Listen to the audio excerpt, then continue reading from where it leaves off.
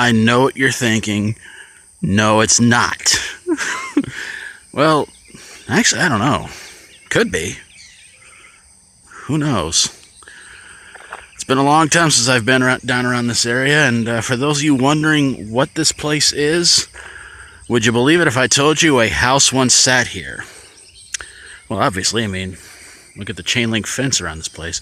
Of course, it did not look this bad, but I want to do this video for you guys real quick, and it's a location of the last place I lived at before my mom and dad passed away.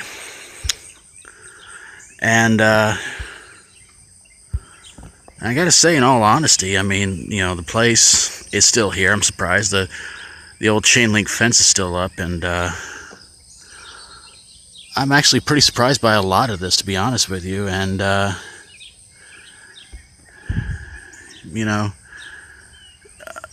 I mean, I'm really amazed that that another house has not been built on here since there was a house here, which I believe the house that I lived in here from about October of 1992 till about September of 1997, almost 5 years. I'm surprised another house has been built on here. Of course, about a year or two after I was forced out of here, a couple more people moved in, but they turned it into a real crap hole. And and I gotta say, in all honesty, you know, we turned a place that was only a 2-bedroom house into a 3-bedroom house, and we did pretty good with it. I mean, it was only around $150 a month for rent, which was actually pretty cool.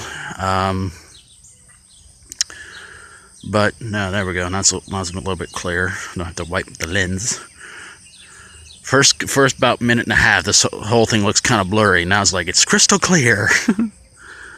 But yeah, I mean, you look at all this, and you know, right there was the entranceway, and right around there was where the house sat.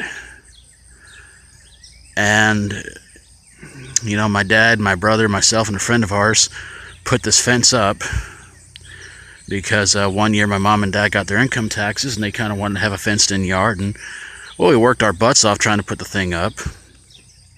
I wish this thing would stay in focus. But yeah, you know, I lived on this place for almost 5 years. You know, a lot of good memories of this place, and a lot of good Christmases. But the bad times were, of course, after Dad died and trying to take care of Mom, and it was rough, you know, living on a monthly check, and I pretty much had to take care of Mom 24/7. Couldn't really do much anything else, and which, well, I was fine with that. But the only bad thing about it was my brother would always take advantage of my dad's truck, and he would take off in it and go riding around in it until he messed it up. Which one night he actually drove into the fenceway and tore the front end of my dad's truck up.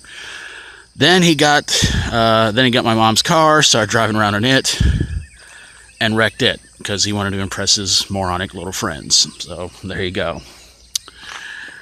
But you know, coming down here and checking this place out, you know, again, you know, I mean, I can look at all the bushes and grass around our house, and I can tell you honestly, it's got nothing on this, to tell you the truth. You know, because I try and weed eat the yard every chance I get, and but I look at this and I'm thinking, you might as well set this on fire. But yeah, but like a lot of good memories here. You know, we added on an extra room for my brother, which wasn't the best looking room in the world. My brother had to have an extension cord go to his room because we couldn't figure out for the life of us how to put those plug-in sockets into the wall, so he had to use an extension cord to get electricity to his room. From where, you might ask? My room. My room was right next to his. And oh man, but yeah, this is the final place I lived at till sometime after my mom and dad passed on. And of course, after mom passed on, my sister thought it'd be a good idea to go to Illinois, live with my uncle, which that only lasted 2 weeks. Came back down here, tried living back here at the old house, which had not been touched, had not been messed with, anything. And then nothing went too well with that. Those plans kind of went downhill, and I wound up moving out of here because this old couple was moving in here. Of course, they didn't stay in here very long. After that, a few more people moved in, but then after a while, the place just turned to pot. It just turned into pretty much nothing. Everything started falling apart. The roof caved in, the floors caved in, everything, and the whole place just went downhill. And it wasn't able to be sold or rented or anything like that. So for the past, I'd probably say 5, 6, 7, 8 years, maybe even longer, it has pretty much looked like this. And it's kind of heartbreaking to see this, you know, because this is a place where I lived at for almost 5 years. We raised ducks and chickens, which I'm not really going to give away that story of how that all wound up going terribly wrong, but just trust me, I might talk about it another day, another time, but trust me, that's just something you don't want to know how that ended up really so badly. But yeah, I mean, you look at this fence, and it was in a lot better shape before my brother ran into the doorway, and you know, and I told that idiot, call me, get a hold of me, or honk the horn when you're out there so I can open up the fence. And what does he do? Crash. Like the little idiot that he is. But yeah, revisiting this old place brings back a lot of good memories, and you know, but it's just so weird to look at this place and pretty much see that the only thing left standing is the old chain link fence we put together. The house is gone, all this grass is sprouted up like trees, and it's weird. And that house right over there,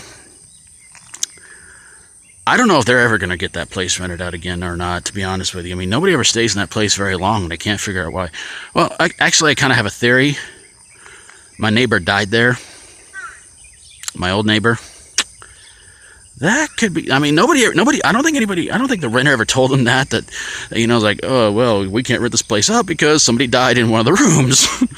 But yeah, I just want to send that along to you. If you guys ever decide, anybody ever decides they want to rent this place out, remember, somebody died in this place. So it was a weird 4th of July weekend, though. You know, my neighbor comes over and he's pounding on the door, and I'm like, what is it? And he says, my wife's not waking up. And I'm like, I'm sorry. I was asleep at the time.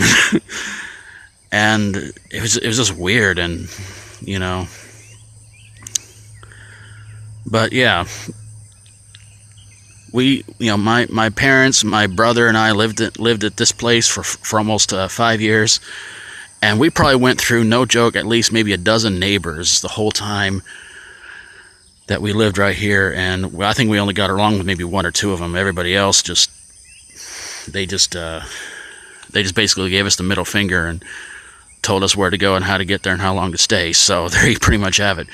But I do want to mention this place over here. I don't know if the guy still lives there or not. This guy was the epitome of alcohol. Gets up in the morning, does not drink coffee, he drinks beer. He drinks, if it's alcoholic, he'll drink it. Morning, noon, and night. And the guy wound up in really bad shape. I don't know if he's still around anymore or not. Haven't seen him in years. So, yeah. Of course, I got to share the story with you real quick before I conclude this. He actually stepped outside and peed right here on this post one time, and my brother ran in and said that our neighbor was peeing on the post, and we go, oh, okay. And he says he was. And the odd thing was, he was introducing himself in a drunken state and said to my brother, "Oh, hi, how you doing? My name's Garth Brooks." Yeah. So there you folks have it. The old abandoned lot where where my family and I lived for almost 5 years. So hope you enjoyed the video. Once again, this is not what you think it is. It's just plant life. Stay strong and rock on.